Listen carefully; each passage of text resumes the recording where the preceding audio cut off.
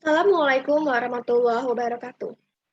Perkenalkan, nama saya Siti Zahia Humairah. Saya dari kelas 03 SAKP 10 dengan NIM 2010111201634.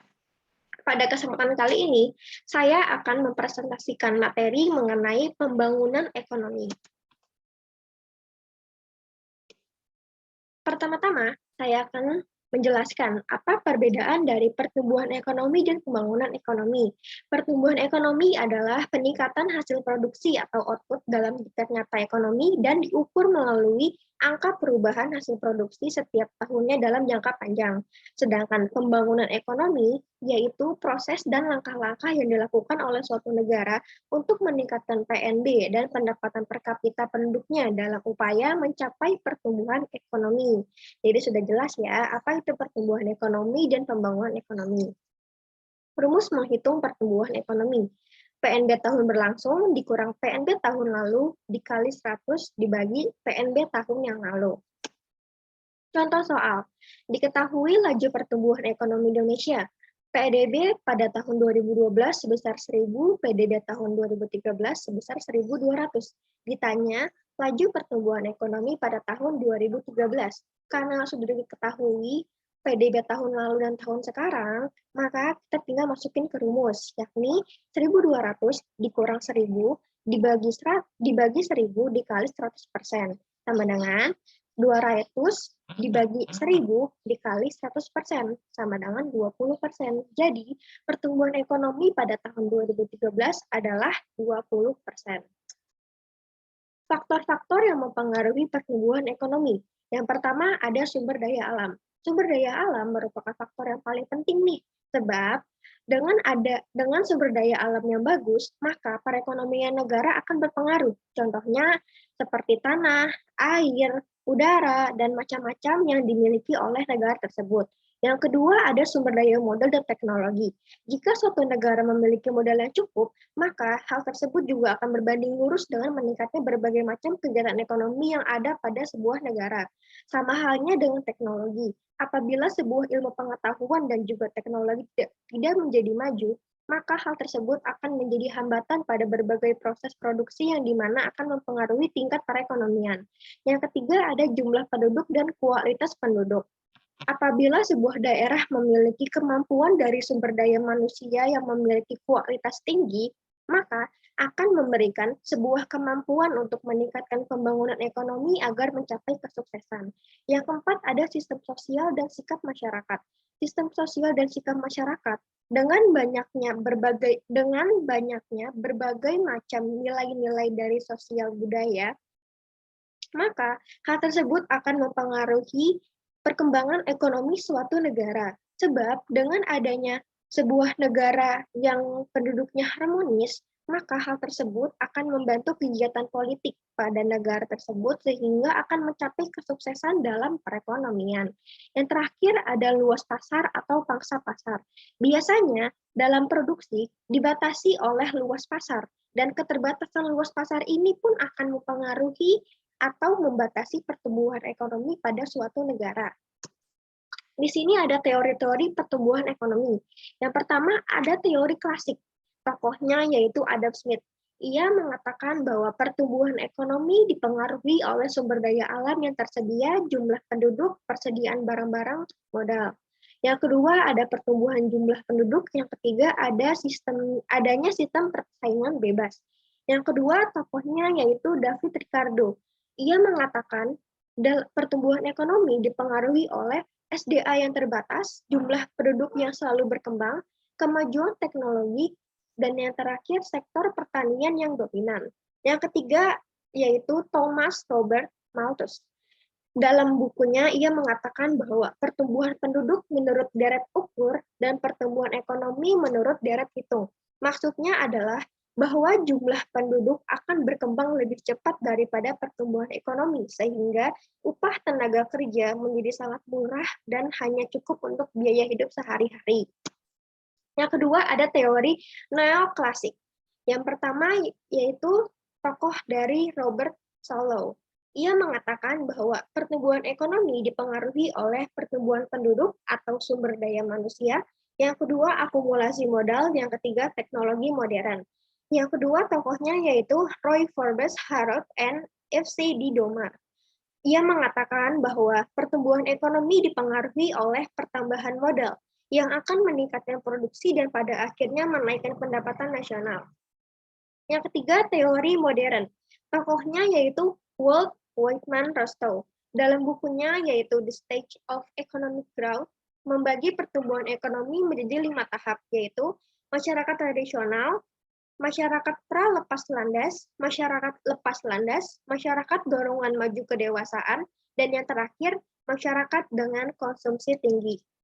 Yang terakhir ada teori dari Austria atau historis. Tokoh yang pertama yakni Werner Sombart. Menurut ia, pertumbuhan ekonomi secara garis besar dibedakan menjadi zaman perekonomian tertutup, zaman kerajinan dan pertumbuhan, dan yang terakhir zaman kapitalis. Yang kedua ada Friedrich List. Ia mengatakan pertumbuhan ekonomi dibedakan menjadi masa berburu dan mengembara, masa berternak dan bertani, masa bertani dan kerajinan tangan, dan yang terakhir masa kerajinan, industri, dan perniagaan. Yang terakhir yaitu Karl Bucher. Pertumbuhan ekonomi dibedakan menjadi rumah tangga tertutup, rumah tangga kota, rumah tangga bangsa, dan yang terakhir rumah tangga dunia. Tujuan inti pembangunan. Yang pertama yaitu untuk meningkatkan ketersediaan serta perluasan distribusi berbagai macam barang kebutuhan hidup yang pokok. Yang kedua untuk meningkatkan standar hidup, dan yang ketiga untuk meluaskan pilihan-pilihan ekonomis dan sosial. Sumber pembiayaan pembangunan ekonomi. Yang pertama ada simpanan domestik. Simpanan domestik ini terdapat dari berbagai kumpulan dana pajak masyarakat serta pendapatan devisa negara guna membangun sarana dan prasarana pembangunan nasional. Yang kedua ada investasi asing, yang ketiga bantuan luar negeri. Bantuannya meliputi bantuan ekonomis, bantuan teknis, dan yang terakhir bantuan militer. Bantuan militer di sini yaitu untuk menopang aliansi dengan memperkuat kemampuan militer sekutunya untuk menjamin keamanan dan kekuatan negaranya. Lalu ada karakteristik sebagian besar negara yang sedang berkembang. Yang pertama ada PNB per kapita yang rendah, yang kedua ekonomi agraris, yang ketiga ekonomi kesehatan yang memprihatinkan, yang keempat tingkat buta huruf yang tinggi, yang kelima tingginya angka pertumbuhan penduduk. Dari 5 karakteristik ini dapat disimpulkan bahwa karakteristik sebagian besar negara yang sedang berkembang itu intinya adalah kualitas SDM yang rendah, yang mengakibatkan negara tersebut hanya berkembang. Lalu, tolak ukur keberhasilan pembangunan ekonomi. Yang pertama ada pendapatan nasional, produk nasional, kesempatan kerja, perekonomian yang stabil, neraca pembayaran luar negeri, dan yang terakhir distribusi pendapatan yang merata. Masalah-masalah yang dihadapi dalam pelaksanaan pembangunan ekonomi di Indonesia. Yang pertama, masalah kependudukan. Masalah kependudukan ada jumlah penduduk yang sangat besar, laju pertumbuhan penduduk yang pesat, komposisi penduduk menurut umur yang tidak menguntungkan, penyebaran penduduk yang tidak merata, dan yang terakhir, arus urbanisasi yang relatif tinggi. Apa solusi dari masalah kependudukan? Yang pertama, mengendalikan tingkat kelahiran dengan program KB. Yang kedua, menurunkan tingkat kematian ibu dan anak melalui peningkatan gizi keluarga. Yang ketiga, mengadakan transmigrasi lokal maupun nasional sebagai penyebaran penduduk. Yang keempat, penyelenggaraan proses proyek-proyek di daerah serta proyek padat karya untuk meningkatkan taraf hidup masyarakat dan mengurangi arus urbanisasi. Masalah kedua yaitu kemiskinan. Solusi dari kemiskinan yakni kebijakan trilogi pembangunan, kebijakan impres desa tertinggal, pemberian kredit modal kerja permanen, kebijakan intensifikasi khusus, pemberdayaan koperasi, pemberian kredit usaha kecil, pengembangan kawasan terpadu, dan yang terakhir program Bapak Angkat untuk usaha kecil. Masalah yang dihadapi Indonesia selanjutnya yaitu keterbelakangan. Keterbelakangan meliputi keterbelakangan mental, keterbelakangan pendidikan, keterbelakangan kesehatan, keterbelakangan kemajuan teknologi, yang terakhir keterbelakangan ekonomi. Masalah selanjutnya yakni lapangan pekerjaan. Bagaimana solusinya? Yakni peningkatan pendidikan, pemberian kursus-kursus keterampilan, pemerataan pembangunan, proyek-proyek padat karya, dan yang terakhir, pemberian kredit-kredit usaha kecil. Masalah selanjutnya yaitu ada pemerataan pembangunan. Apa solusi dari pemerataan pembangunan? Yakni pemerataan pemenuhan kebutuhan pokok rakyat banyak. Yang kedua, pemerataan kesempatan memperoleh pendidikan dan pelayanan kesehatan. Yang ketiga, pemerataan pembagian pendapatan. Yang keempat, pemerataan kesempatan kerja. Yang kelima, pemerataan kesempatan berusaha. Yang keenam, pemerataan kesempatan berpartisipasi dalam pembangunan. Yang ketujuh, pemerataan pembangunan ke seluruh wilayah tanah air. Dan yang terakhir, pemerataan kesempatan untuk memperoleh keadilan. Dampak pembangunan ekonomi. Yang pertama, dampak positif, yaitu dampak terbukanya lapangan pekerjaan bagi masyarakat, lalu pendapatan masyarakat akan bertambah sehingga kesejahteraan masyarakat meningkat.